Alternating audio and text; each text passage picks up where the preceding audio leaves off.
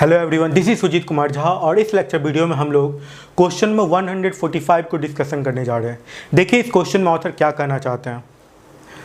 A close chain A of mass m is attached to a vertical rotating shaft by means of a thread and rotates with angular velocity omega. The thread forms an angle 45 degree with the vertical. Find the distance between the chain center of gravity and rotation axis and the tension of the thread. Okay. देखिए इस question को बताने से पहले मैं थोड़ा आपको एक टर्म समझा देता हूँ, ठीक है। बिना वो टर्म समझे आपको ये क्वेश्चन को बनाने में परेशानी आ सकती है, ठीक है। बहुत सारे स्टूडेंट्स इस क्वेश्चन को समझने में परेशान हो सकते हैं, क्वेश्चन को समझने के बाद क्वेश्चन को बनाने में परेशान हो सकते हैं। लेकिन इसका जो मेथड है, एक्चुअली जो कॉन्सेप्ट है, बड़ा यूनिक कॉन्सेप्ट है। आपने एरोप्लेन को हवा में उड़ते हुए देखा होगा और उसको मुड़ते हुए भी देखा होगा। जब एरोप्लेन उड़ता है, ठीक है, जब वो सीधा जा रहा है तब तो ऐसे रहता है ना, ऐसे जा रहा होता है। उस समय क्या होता है, एयर का जो प्रेशर फोर्स है, बर्नौलीज थ्योरम में आप लोग फ्लूइड मैकेनिक्स में भी आप लोगों ने पढ़ा होगा, एयर का जो प्रेशर फोर्स है वो उसको उठाए रहता है ना, उठाए रहता है वो उसको। जब वो सर्कुलर पाथ पे टर्न लेता है, जब वो टर्न ले रहा होता है एक तरफ से दूसरी तरफ, तो क्या होता है कि वो कुछ इस तरीके से मुड़ जाता है। हॉरिजॉन्टल तो मुड़ता नहीं है, इस तरीके से मुड़ जाता है, थोड़ा टिल्ट हो जाता है। उस समय एयर का प्रेशर फोर्स इस तरफ लगने लगता है और इसका एक कंपोनेंट जो ये घूम रहा है सेंट्रीपिटल फोर्स प्रोवाइड करता है और इसका एक कंपोनेंट इसके वेट को बैलेंस करता है। ऐसा कुछ होता है, ओके। तो इस क्वेश्चन में चेन वाला जो ये प्रॉब्लम है, इसमें भी कुछ ऐसा ही होगा। ये चेन सीधा सर्कुलर पाथ पे ऐसे करके नहीं घूम सकते, इसको थोड़ा सा टर्न होना होगा और तब जाके ये घूम पाएगा, ठीक है। और जब टर्न होगा तो इसका centre of gravity rotational axis से थोड़े कुछ डिस्टेंस पे आ जाएगा, ओके। देखिएगा, समझिएगा। जैसे जब एरोप्लेन, मैं एरोप्लेन का एक फिगर बनाता हूँ, वैसे बहुत अच्छा फिगर तो मुझे नहीं लगता है बन पाएगा, ठीक है। कुछ ऐसे करके ये मुड़ रहा है, ओके। तो एयर का प्रेशर फोर्स ऐसे लग रहा है, एयर का प्रेशर फोर्स मान लेते हैं F लग रहा है। इसका जो ये कंपोनेंट जो होगा F cos theta, that provides mg and which balance the axial force, okay, and F sin theta provide centripetal force which is required for circular motion। तो इस तरीके से ये टर्न लेता है। तो अब इस पॉइंट को समझिए, ये जो फोर्स है ये मतलब सीधा ये नहीं चल सकते, इसको मुड़ना पड़ता है। वैसे ही चेन जो था वो कुछ इस तरीके से था, चेन कुछ इस तरीके से था, यहां से कनेक्टेड था, ऐसे करके घूम रहा था। ऐसा पॉसिबल नहीं है कि ये सीधा ऐसे हॉरिजॉन्टल सरफेस हॉरिजॉन्टली घूमता रहे, ऐसे पॉसिबल नहीं है। तो ये क्या हो जाएगा कि ये ऐसे हो जाएगा। देखिएगा ये जो चेन है ना, ये कुछ ऐसे हो जाएगा, थोड़ा सा टिल्ट हो जाएगा, ओके। ये थोड़ा सा ऐसे करके टिल्ट हो जाएगा।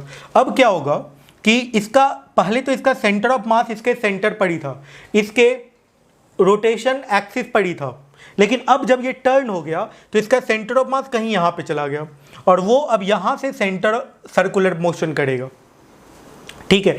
मतलब इस चेन का जो सेंटर होगा वो सेंटर ऑफ रोटेशन से थोड़ा सा शिफ्ट कर जाएगा। क्यों? क्योंकि ये हॉरिजॉन्टल नहीं रहा, ये टिल्ट कर गया, क्योंकि आप एक पॉइंट को पकड़ के इसको घुमा रहे हो, ऐसा, इस कारण से। तो ये जो होगा, ये इसका मैं यदि फिगर बनाऊं, क्लियर फिगर बनाऊं, तो ये कुछ ऐसे करके घूमेगा। जरा समझिएगा, इस पॉइंट को समझिएगा, इस कॉन्सेप्ट को समझिएगा, ठीक है। ये कुछ ऐसा हो जाएगा और इसका ये सेंटर ऑफ मास हो गया और ये सेंटर ऑफ मास ऐसे करके घूमेगा, सेंटर ऑफ। तो मान लेते हैं इसका मास m आ गया है, सेंटर ऑफ मास, इस चेन का जो मास है वो सेंटर पे ही इसके सेंटर ऑफ मास पे लोकलाइज्ड होगा। तो इसका जो मास m है ये आ गया mg, नीचे वेट लगेगा, इसमें टेंशन T लगेगा, ओके, ये टेंशन टी लगेगा, नीचे एम जी लगेगा, ये एंगल थीटा दिया हुआ है तो टी का ये एंगल थीटा हो जाएगा, तो टी का ये कंपोनेंट टी कॉस थीटा जो कि इसके वेट को बैलेंस करेगा, एम जी को बैलेंस करेगा, और जो इसका टी साइन थीटा होगा,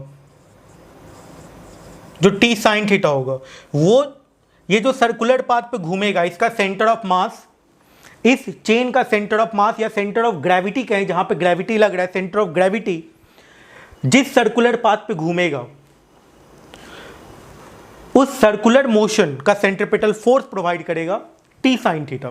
ठीक है, तो टी कॉस थीटा को हम लोग क्या लिख देंगे, टी कॉस थीटा को हम लोग क्या लिख देंगे, एम जी, और टी साइन थीटा को क्या लिख देंगे हम लोग, एम ओमेगा स्क्वायर आर। ये आर जो है यही डिस्टेंस है जो कि कैलकुलेट करना है centre of rotation, axis of rotation और सेंटर ऑफ ग्रेविटी के बीच का सेपरेशन। ठीक है भाई, अब क्या कीजिए, इसमें इसको डिवाइड कर दीजिए, तो tan थीटा इक्वल टू आ जाएगा omega square r by g. Okay, तो यहाँ से आपको ओमेगा का वैल्यू मिल जाएगा, tan थीटा tan 45 डिग्री दिया हुआ। ओके, यहाँ पे थीटा का वैल्यू जो है tan 45 डिग्री, थीटा का वैल्यू पाई बाई 4 है, तो tan 45 डिग्री 1 होता है। ओमेगा का वैल्यू दिया हुआ है, ग्रेविटी का वैल्यू दिया हुआ है, तो रेडियस का वैल्यू क्या हो जाएगा, जी बाई ओमेगा स्क्वायर। जी का वैल्यू 9.8 ले लीजिएगा, ओमेगा का वैल्यू भी दिया हुआ है, आप पुट करके कैलकुलेट कर सकते हैं। ठीक है, तो ये एक पॉइंट हो गया। ठीक है, अब यदि ये थीटा रहता तो tan थीटा के टर्म में आ जाता, रेडियस का वैल्यू क्या आ जाता, यदि थीटा के टर्म में आप लिखना चाहते हैं तो क्या हो जाता, g tan theta, g tan theta by omega square, चूंकि थीटा का वैल्यू पाई बाई 4 दिए इसलिए मैंने ऐसे लिख दिया है। ओके, ये तो एक पॉइंट हो गया। दूसरा समझिए, टेंशन का वैल्यू कितने के बराबर आएगा, टेंशन का वैल्यू, तो थीटा का वैल्यू पता है आपको, रेडियस का वैल्यू पुट कर दीजिए। ठीक है, रेडियस का वैल्यू जब पुट कीजिएगा तो आप कैलकुलेट, या ये टी कॉस थीटा का वैल्यू एम जी के बराबर हो रहा है, तो यहाँ से आप बहुत आसानी से निकाल सकते हैं ना, टी बाई कॉस 45 डिग्री √2 होता है, and that is equals to क्या हो जाएगा, एम जी। तो यहाँ से टी का वैल्यू √2 एम जी आ जाएगा, और आप सॉल्व कर लीजिएगा यहाँ से। ठीक है, तो इस तरीके से ये क्वेश्चन सॉल्व हो जाएगा। इसके बाद भी यदि आपको कोई कन्फ्यूजन होता है तो आप मुझे कमेंट करके बताइए कहाँ पे क्या कन्फ्यूजन हो रहा है, मैं डेफिनेटली आपका कन्फ्यूजन दूर करूँगा। Thank you.